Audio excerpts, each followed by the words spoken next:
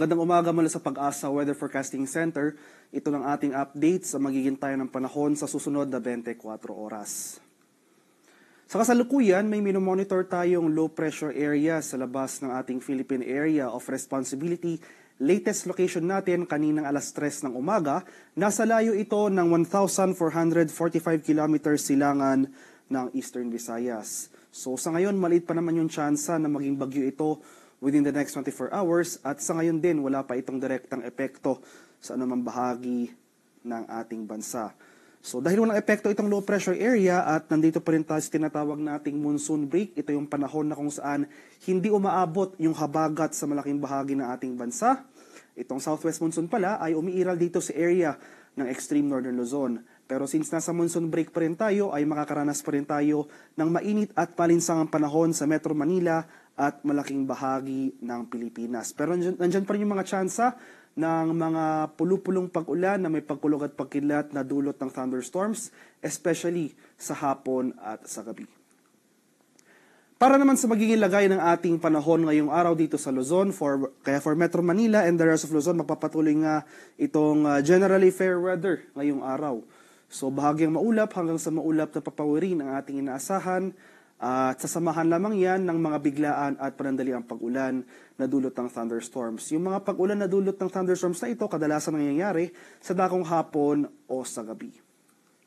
Para naman sa areas ng Palawan, Visayas at sa Mindanao, hindi rin umaabot yung habagat sa mga lugar na ito. Kaya asahan na rin natin itong fair weather. So tulad sa Luzon, magpapatuloy itong mainit at malinsangang panahon over these areas. Magdala pa rin tayo ng payong, pananggalang yan sa init ng araw. Simula umaga hanggang sa tanghali at pananggalang naman yan sa mga biglaang pag-ulan sa hapon hanggang sa gabi. So asahan natin ang mataas sa tsansa ng thunderstorm activity, especially dito sa area ng Mindanao. Sa kalagayan naman ating karagatan sa kasalukuyan, walang nakataas na gale warning at banayad hanggang sa tamtamang pag-alon ang mararanasan sa malaking bahagi ng ating bansa. Gayunpaman, iba yung pag-ingat pa rin sa ating mga kababayan na maglalayag sapagkat kung meron tayong offshore thunderstorm activity, ito yung mga pag-ulan sa ating mga dagat baybayin, asahan natin ang mga pagbugso ng hangin, kaakibat nito ang bahagyang pagtaas ng ating mga alon. At para naman sa ating weather outlook sa mga susunod na araw, so para sa low pressure area na ating minomonitor sa labas ng ating bar, posible itong gumalaw generally northwestward or pahilagang kanluran sa mga susunod na oras. So posible itong makapasok ng ating Philippine Area of Responsibility within the day.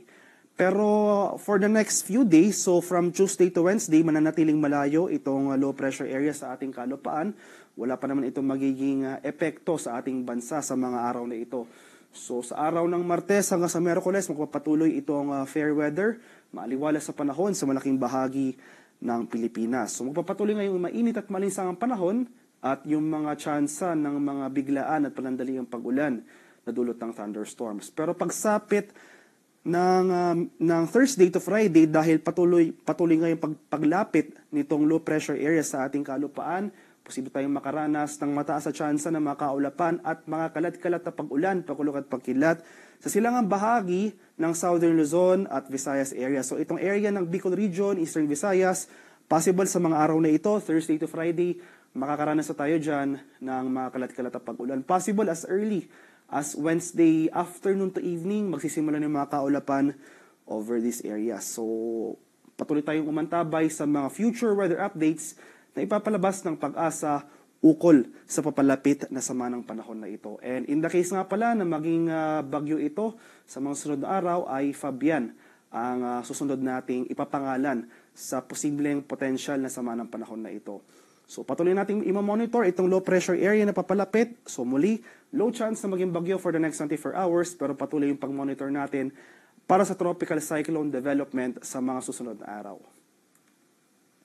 Ang haring araw sa Kamunilaan ay sisikat mamayang 5:40 ng umaga, lulubog naman mamaya sa ganap na 6:24 ng hapon. At para sa karagdagang impormasyon tungkol sa ulat panahon ay maaring i-follow kami sa aming social media accounts at DUST_Pag-asa.